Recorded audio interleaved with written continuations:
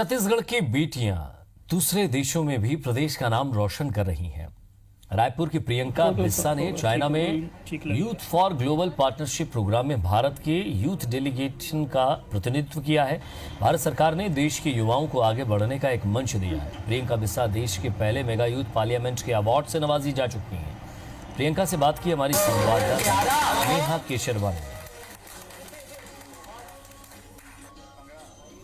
हमारे प्रदेश में कई ऐसी प्रतिभाएं छुपी हुई हैं जो अब हर वक्त सामने आ रही है। इस वक्त हमारे साथ है प्रियंका बिस्सा, जिन्होंने चाइना में हो रहे यूथ डेलीगेशन प्रोग्राम में पूरे इंडिया को प्रेजेंट किया है।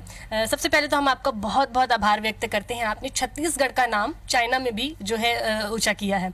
तो इस तरीके से सबसे पहले मैं आपसे जानना चाहूँगी कि क्या प्रेजेंट किया है आपने यूथ डेलीगेशन प्रोग्राम में। आप सभी का बहुत बहुत धन्यवाद। जब मैं चाइना गई, वहाँ पर मैंने अपने कल्चर को, हमारे इंडियन कल्चर को, क्लासिकल डांस फॉर्म और यहाँ की जो इंडस्ट्रियल और एग्रीकल्चर की जो बातें हैं, मैंने वहाँ पे वो शेयर करी।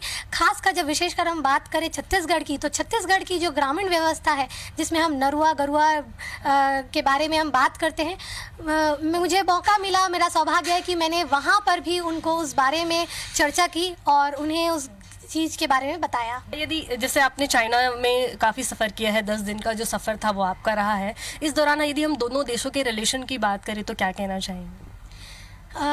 भारत और चीन का जो संबंध है वो काफ़ी सालों पुराना है। जहाँ से हम देखा जाए तो बौद्ध धर्म का वहाँ पे काफ़ी इन्फ्लुएंस है, काफ़ी वो बुद्धिज़्म को मानते हैं। चाइना से मैंने जो यादें लेकर आई हैं वो शायद मेरे जीवन भर की पूंजी के समान है। वहाँ पे मैंने चाइनीज़ सीखी कुछ, जिससे कि ये एक गुड लक पेपर है जिसमें लिखा है इंडिया चाइना और CACA, जिसका मतलब होता है थैंक यू। तो ये चीज़ें हैं। और साथ ही हम जब भारत में हम अपने उन क्लासिकल डांस को देखते हैं तो किसी भी गुरु के लिए उसके घुंघरू बहुत महत्वपूर्ण होते हैं। वैसे ही मैं नॉर्थ वेस्ट यूनिवर्सिटी गई थी, जहाँ पे मुझे एक फैन डांस, जो कि वहाँ का बहुत ही कल्चरल और बहुत ही इम्पोर्टेंट डांस फॉर्म होता है, वहाँ पे मुझे ये फ़ैन एज अ फैसिलिटेट किया गया, इसे सम्मानित किया गया, जो कि मुझे बहुत बहुत अच्छा लगा। जैसा कि आपने बताया कि अब आप इंडियन यूथ एम्बेसडर के नाम से जानी जाएंगी, तो इस तरीके से आपको एक और भी नई जिम्मेदारी मिल गई है। तो आगे अगला टारगेट क्या लेकर चल रही हैं आप?